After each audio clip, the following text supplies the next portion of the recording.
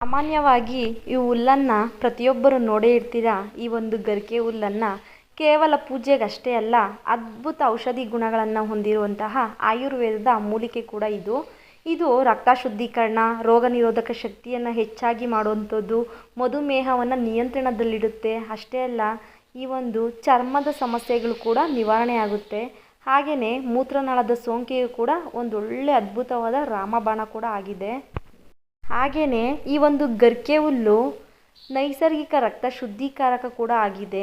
ಇದು ಕೆಂಪು ರಕ್ತ ಕಣಗಳನ್ನು ಹೆಚ್ಚಿಸಿ ಹಿಮೋಗ್ಲೋಬಿನ್ ಮಟ್ಟವನ್ನು ಸುಧಾರಣೆ ಮಾಡುತ್ತೆ. ಇದರಿಂದ ರಕ್ತಹೀನತೆ ಕೂಡ ಕಡಿಮೆ ಆಗುತ್ತೆ. ಇದಿಷ್ಟೇ ಅಲ್ಲ, ಈ ಒಂದು PCOD ಸಮಸ್ಯೆ ಇರುವಂತಹ ಮಹಿಳೆಯರು ಮುಟ್ಟಾದಾಗ ಅತಿಯಾದ ರಕ್ತಸ್ರಾವದಿಂದ ಬಳಲ್ತಾ ಇರ್ತಾರೆ. ಅಂಥ ಸಮಯದಲ್ಲಿ ಈ ಒಂದು ಗರಿಕೆ ಹುಲ್ಲಿನ ಜ್ಯೂಸನ್ನು ಮಾಡಿ ಕುಡಿಯೋದ್ರಿಂದ ಈ ಒಂದು ರಕ್ತಸ್ರಾವ ಕಡಿಮೆ ಆಗುತ್ತೆ. ಮೂಲವ್ಯಾಧಿ ಸಮಸ್ಯೆ ಇರುವಂಥವರು ಈ ಒಂದು ಗರಿಕೆ ಹುಲ್ಲಿನ ಜ್ಯೂಸನ್ನು ಸೇವನೆ ಮಾಡೋದ್ರಿಂದ ಮೂಲವ್ಯಾಧಿ ಕೂಡ ಸಮಸ್ಯೆಯಿಂದ ಪರಿಹಾರ ಕಂಡುಕೊಳ್ಬೋದು. ಹಾಗೆಯೇ ಮೂತ್ರನಾಳದಲ್ಲಿ ಸೋಂಕಿರುವವರು ಈ ಒಂದು ಪೇಸ್ಟನ್ನು ಹಚ್ಚೋದ್ರಿಂದ ಮೂತ್ರನಾಳದ ಸೋಂಕು ಕೂಡ ನಿವಾರಣೆಯಾಗುತ್ತೆ. ಈ ಒಂದು ಜ್ಯೂಸನ್ನು ಯಾವ ಸಮಯದಲ್ಲಿ ತಗೊಳ್ಬೇಕು ಅಂತಂದರೆ, ಹಾಲೊಟ್ಟೆಯಲ್ಲಿ ಈ ಒಂದು ಜ್ಯೂಸನ್ನು ಸೇವನೆ ಮಾಡಬೇಕು. ಇದನ್ನು ರಾತ್ರಿ ಸಮಯದಲ್ಲಿ ಸೇವನೆ ಮಾಡಬಾರ್ದು. ಸುಮಾರು 50 ml ವಾರದಲ್ಲಿ 3 ಬಾರಿ ಸೇವನೆ ಮಾಡೋದ್ರಿಂದ ಈ ಒಂದು ಪೈಲ್ಸ್ ಸಮಸ್ಯೆ ನಿವಾರಣೆಯಾಗುತ್ತೆ. ಹಾಗೆಯೇ ಮಲ ವಿಸರ್ಜನೆಯಲ್ಲಿ ರಕ್ತಸ್ರಾವ ಆಗುವುದು, ಜೀವು ಸೋರುವುದು ಇಂತಹ ಸಮಸ್ಯೆಗಳಿದ್ದರೆ ಇದು ಕೂಡ ನಿವಾರಣೆಯಾಗುತ್ತೆ. ಅತಿಯಾದ ಉಷ್ಣತೆಯಿಂದ ಬಳಲ್ತಾ ಇರುವಂಥವರಿಗೆ ದೇಹದ ಉಷ್ಣತೆಯನ್ನು ನಿಯಂತ್ರಣದಲ್ಲಿರುತ್ತೆ ಈ ಒಂದು ಗರಿಕೆ ಹುಲ್ಲು.